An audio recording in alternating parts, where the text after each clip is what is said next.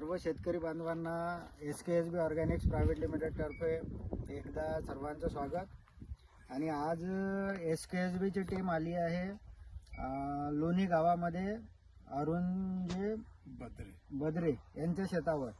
यांच्या इकडे आम्ही ऑगस्ट महिन्यामध्ये पेरायला दिलं होतं अश्वगंधा, जे लोकांसाठी नवीन आणि असं पावसाळ्यात होते की नाही होत या सगळ्या शंका होत्या। तर आज प्रात्यक्षिक आपण त्यांच्या इकडूनच त्यांचा परिचय घेऊ आणि या पिकाबद्दल माहिती घेऊ। तर सर, तुमचं नाव थोडासा परिचय करून द्या।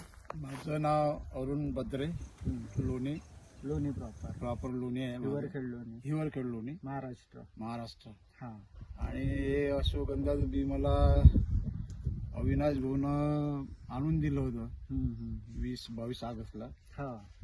आणि त्यानंतर 20 ऑगस्टला पेरणी झाली आपली, है ना? 20 ऑगस्टला पेरणी केली। अच्छा, 20 ऑगस्टला पेरणी झाली, परंतु ते बी लवकर निघालं नाही। अच्छा, वेळ लागला 21 दिवस निघालं नाही। अच्छा, 21 दिवस नाही निघाला, है ना? मग निघालं बरं। तर काही ठिकाणी थोडं म्हणजे काय म्हणते विरळ निघालं, हा, मागं पुढे निघाला। मागं पुन्हा मग त्यात पुन्हा डबल टाकलं मी। अच्छा। तर त्यामुळे त्या बरं हा, चांगलं वाटतं आता। तर हे याच्यामध्ये हे मोसंबीचे झाडं किती वर्षाचे आहे? हे मोसंबी झाड माझे 26 वर्षाचे आहे। म्हणजे 26 वर्षाचे। हा, 26 वर्षाच्या मोसंबीच्या बागेमध्ये मधामधात जे राहते त्या ठिकाणी आपण पाहू शकतो हा। की अश्वगंधाची पूर्ण पट्ट्याच्या पट्ट्या टाकल्या आहे। किती एकरात आहे सर हे? 82 आहे। 82 आहे। 2 एकर 2 गुंठे। 2 एकर 2 गुंठे। याच्यामध्ये अश्वगंधा किती लागल्या गेलं असेल? याच्यात 15 किलो टाकलं मी। 15 किलो बियाणं टाकलं आहे ना? 15 किलो बियाणं टाकलं गेलं यामध्ये अश्वगंधाचं।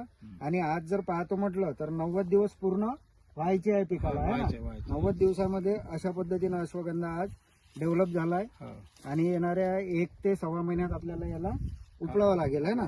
आणि आपण निरंतर तुमच्या सोबत आहोत, आपण कनेक्ट मध्ये। तुम्ही पण आम्ही सांगतो तशा पद्धतीनं करताय। मुडीची क्वालिटी पाहू शकता तुम्ही, आता अशा कंडिशनची मुडी बनली, क्वालिटी चांगली आहे ना? हो, ब्रॉड मध्ये दिसते। आणि साईज पण त्याची व्यवस्थित दिसून राहिली, बरोबर। आता पाणी पण व्यवस्थित चाललाय आणि झाड पण चांगल्या पद्धतीनं डेव्हलप झालाय। पण जेवढी हाईट कमी राहील तेवढी मुडी चांगली मोठी राहील, जेवढी हाईट जास्त राहील तेवढं आपल्याला मुडीचं प्रोडक्शन कमी येईल, बरोबर आहे की नाही? तर ट्रायल बेस म्हणून, प्रॅक्टिकल म्हणून पहिल्यांदा आमच्या महाराष्ट्रामध्ये हिवरखेड महाराष्ट्राच्या जवळपास लोणी आहे, या लोणीमध्ये एक आपले शेतकरी बांधव येऊन हा प्लॉट व्हिजिट करू शकतात आणि पाहू शकतात की नवीन पीक होते नाही होत, कशा पद्धतीने याचं उत्पादन येते। आपण ज्या दिवशी याचं हार्वेस्टिंग केलं जाईल, काढल्या जाईल, त्या दिवशी पण आपण एक व्हिडिओ बनवू, जेणेकरून आपल्या शेतकऱ्यांना माहीत पडेल की काय उत्पन्न होऊन राहिलं, काही नाही। तुम्हाला काय वाटते हे जर नवीन पीक तुम्ही टाकलं तर? एकंदरीत असं वाटते पीक चांगलं राहील।